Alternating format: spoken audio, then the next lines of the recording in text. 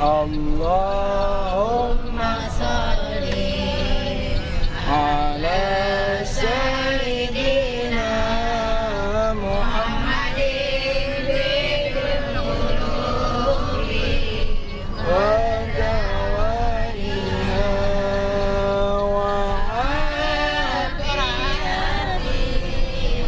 abdani wa shifaiha wa nuril absari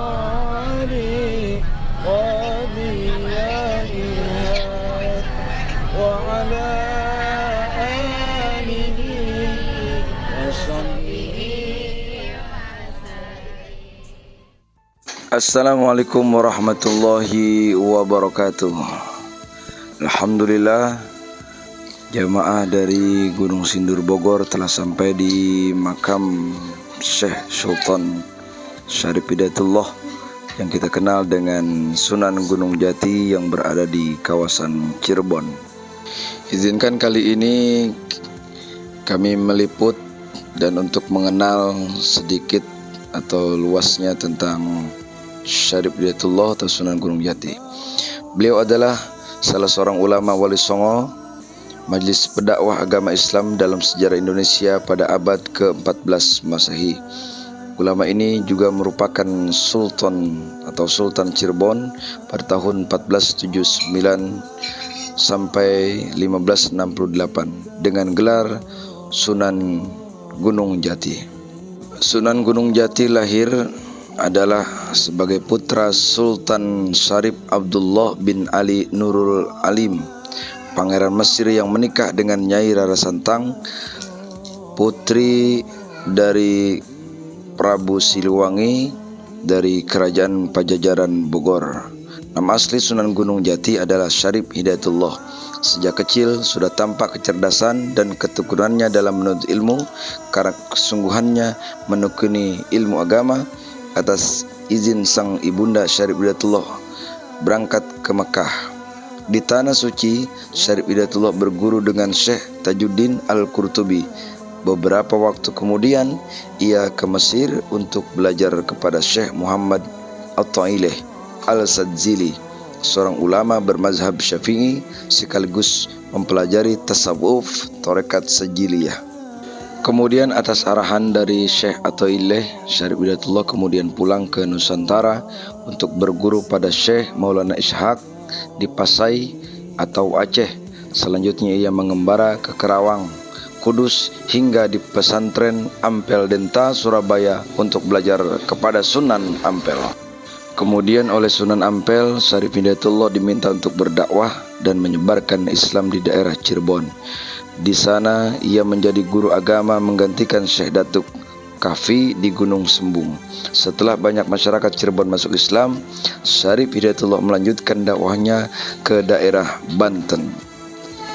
Semasa berdakwah di Cirebon, Syekh Syarif Hidayatullah menikah dengan Nyai Ratu Pangkungwati, putri Pangeran Cakrabuana atau Haji Abdullah Iman, penguasa Cirebon kala itu. Kemudian Syarif Hidayatullah mendirikan sebuah pondok pesantren dan mengajarkan Islam kepada penduduk sekitar.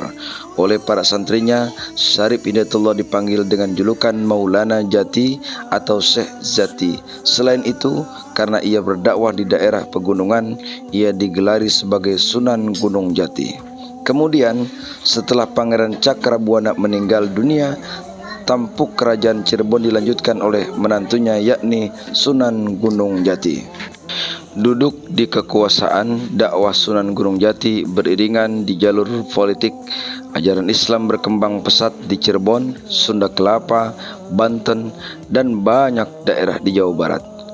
Kemudian untuk memperluas syiar Islam, Sunan Gunung Jati menikah dengan Nyai Ratu Kawunganten, putri Bupati Kawunganten, Banten. Salah seorang anaknya yaitu Maulana Hasanuddin kelak meneruskan dakwah ayahnya sekaligus menjadi Sultan Banten. Kemudian Cirebon juga menjalin hubungan dengan Tiongkok. Diceritakan Sunan Gunung Jati juga menikahi putri Kaisar Cina Honggi dari dinasti Ming yang bernama Ong Tien.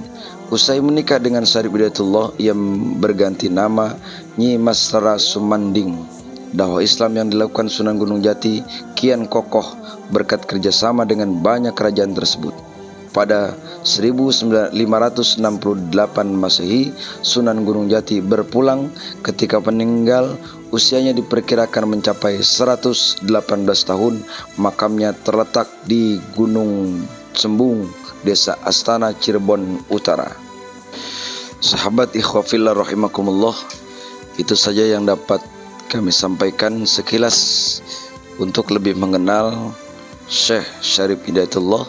Semoga lewat sababiyah ini semua kita diberikan kesehatan dalam keberkahan kepada Allah Subhanahu wa taala, dan semoga sosok para wali Allah dapat kita teruskan dakwahnya, bagaimana cara mereka berdakwah dengan kebijakan, dengan ketegasan dan lain sebagainya. Demikian dilaporkan dari Gunung Jati Cirebon bersama para jamaah dari Gunung Sindur Kabupaten Bogor. Billahi taufiq wal hidayah. Wassalamualaikum warahmatullahi wabarakatuh.